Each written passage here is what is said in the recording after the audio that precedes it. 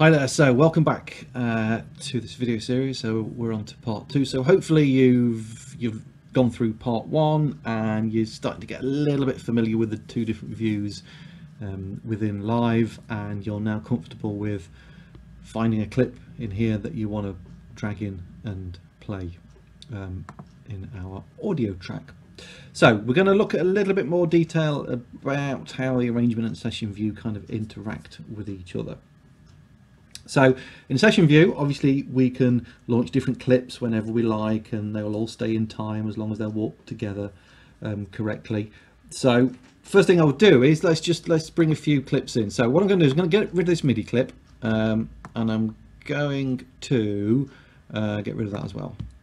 And we'll just put a few clips in that we can play together. So obviously we're going to need, for clips to play together, we're going to need more than one track, because as we said before, you can't play two clips together on the same track. So there's two ways of creating an audio track. One is just to get the clip that we want and drag it across into a blank space here, and it will create an audio track for us. The other way is to right click in this space and go audio track. A third way, computer shortcut, is Control plus T on a PC. I think it's Command, I'm not sure on a Mac, but it's Command plus T. But it will actually tell you, if you click in here, it'll tell you what the computer shortcut here is, depending on if you're using a Mac or a PC. So we're going to have some drums. We've got this bass. Just going to turn those down a little bit. And let's just find a little bit of percussion as well. That will do. I'm not too worried about what I've got at the moment. I'm just putting some clips in at random.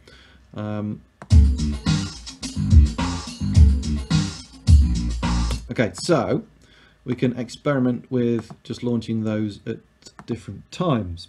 What I would do is put 3 or 4 clips in and just sort of work out roughly how you think you might want to sort of arrange your track and put them together. So for example, I might want to start with this, then bring that in, and then bring that in there. So we talked briefly about the transport section in the previous video. Just a quick recap on that. This is our play button, this is our stop button, and this is our record button. So a couple of bits on just sort of how our clips are going to play.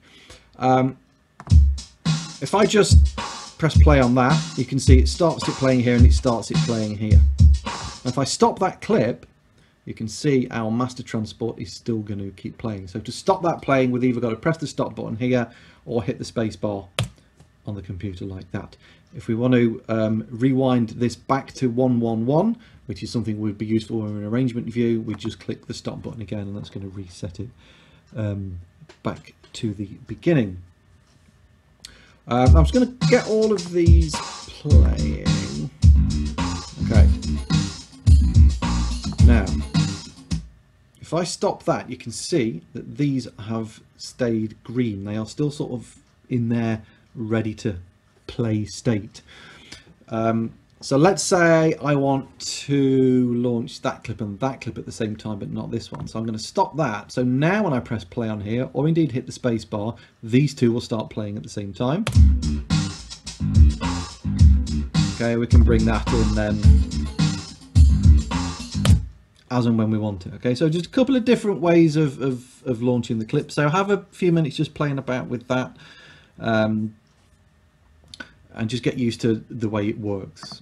Okay, because there's a couple of different ways you can stop them. If they're all playing, all right, and we want to stop all of these at the same time, not just from here, but turn these the green bits off, we would hit this button down here, which is the stop all clips button.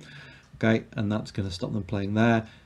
So to stop individual clips, we've got these stop buttons in the clip here. We've also got a stop button down here, which will also do all those. So you can see when I hit that, what happened was all of these, you see they flash green, so it stops every single clip at the same time. Okay, so let's just do a recording of a basic arrangement into the arrangement view. So we're assuming that you've kind of just had a play about with a few clips and you've worked out the order that you're going to launch these in. So if we look up here, if we hit the record button, watch what happens here. Okay, So it counts in, it does -1. I think the default setting is 1 bar count in, which usually is enough. You can change that in the options, but I'm going to leave it for that for now. This will change a color as well to show you it's the counting in, depending on the skin that you're using, because you can change the layout of this. This is the, which one am I using? Is this the default or the disco one? If you show you where it is just for now, it's in look and feel section here. And this is the skin. So yeah, sorry, I'm using the one that's called Disco. The default one, yours will probably look like that. Okay, I think if you do it with that, that turns a yellowy colour. I quite like this Disco one, so I'm going to leave it on that. But basically that will change colour to show you you're in the counting in section. So decide which clip you want to launch first and then press record. So I'm going to start with this one. I'm just going to go across in order.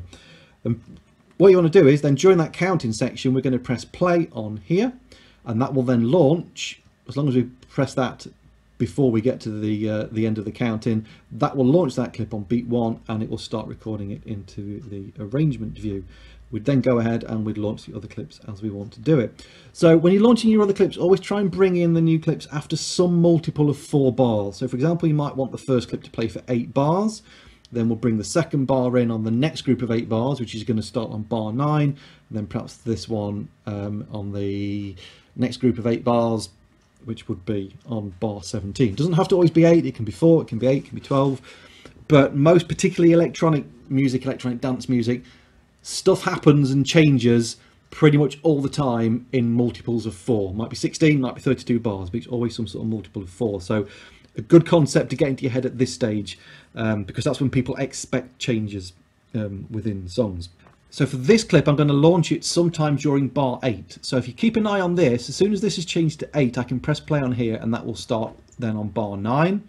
And then this one, as soon as this is changed to 16 point something, I can press play on there, and it will start on bar 17. Okay. And you know, you can try out different arrangements as well, perhaps 4 bars or 8 bars and so on. So I'm just going to record that now, and then I will be back with you in a second. Here we go.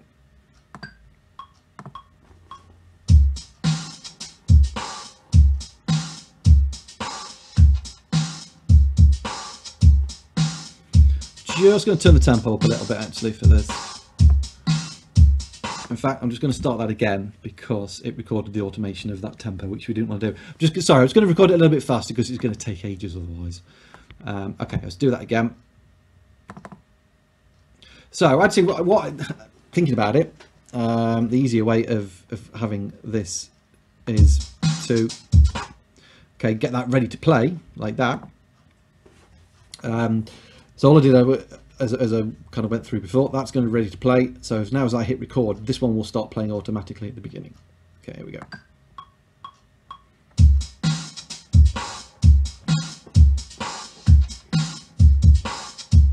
Okay, so that's 4 bars, so there's the 5th. So 7, 2, now we're going to launch this next clip.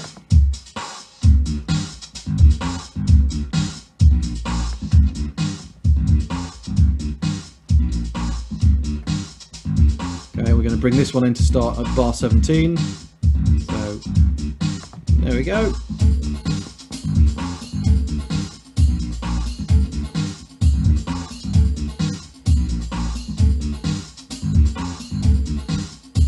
And we're going to let that play for 8 bars as well. Okay, we're going to stop it there. Okay, so once you finish your recording, we're going to hit the stop button, and then we're going to press tab and go over to the arrangement view. So we can see here, I'm just going to delete this because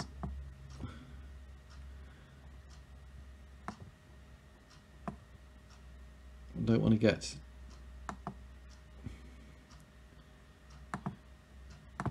into automation. It's going to confuse things. Right, so this is what we've just recorded. Okay, so you can see there's our first clip. Let's just zoom in a little bit. I'll go over zooming in stuff in later lessons, but for now just leave it as it is. So you can see our first clip played for 8 bars. Our second clip came in while the first clip continued to play on bar 9 for 8 bars, and then here is our third clip starting here. So when we press play, this will now play back exactly the same every time. It will kind of play from left to right. So here's beat 1 and it moves across, you can see, in a left to right direction. As you mentioned previously, to rewind back to the beginning, just click on your stop button and it will rewind it and set it back to the beginning. Now if I press play, just 1 second, I'm just going to stop all of these because at the moment it's playing those clips. Right, if I press play on this view now, okay, because if you heard when I pressed play before, all the clips started playing and you'll notice that they were playing. If I press play on here, we're not hearing anything. All right, that's because we can only play sorry, start again. So if you look at these clips here, you can see that they're grayed out, right? This is because each track can only play 1 clip at a time.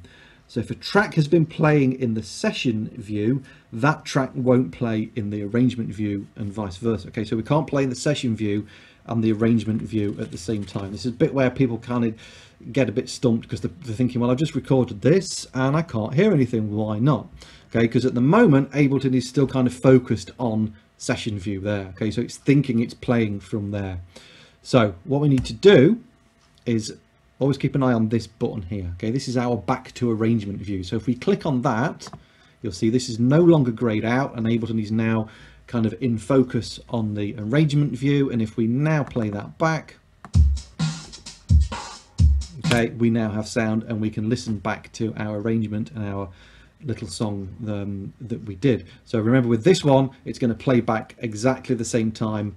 You don't have to launch anything. It's all recorded in there and it will play back like a song. Remember, on here it won't. You've got to launch your clips depending on how you want to perform your track. Okay, so it's just really remembering that back to arrangement button. So if I play these again, if I click here, okay, this is going to launch. This is called the scene launch. This is going to launch all those 3 clips together.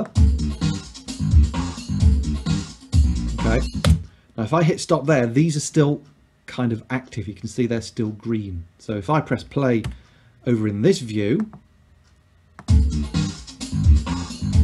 okay, Ableton is still playing that view, right? It's not in focus on here. Now if we want to play a combination of tracks from the arrangement view and through here, remember we can't play the same track at the same time, but we could play different tracks. So let's say we want track 1 to continue to play from the session view, but we want track 2 and 3 to play from this view. Rather than clicking on this, which is going to bring all these tracks back in, we can click on these buttons here. So you see that one, that's going to bring that in from grayed out, and that one from there. When I now press play, okay, what will happen is this track will be playing from this clip here, and these will be playing from the arrangement view. Okay, so hopefully that's not confused you too much, but it's useful if you want just like if you've not recorded something. Well, actually you would have done because you've got it in here, but you know, you might want to you might have a strange thing going off in the bit that you recorded that you don't want to play back, and you just want the original loop to play here. So we might have recorded some volume changes or something which you don't want. It's a useful way of doing it. It's probably getting a little bit more complicated than we need to at this stage, but there we go, that's it. So if we want to bring them all back in, we click that. So hopefully that again makes sense. Any questions or comments, please leave them in the box below. Please like and subscribe. Check out the other videos and make sure you subscribe, because then you'll keep in touch with future courses as I put them on, and additional videos in this one, because there's going to be a lot more to come in this first level as well. So thanks for watching. I will see you on the next one.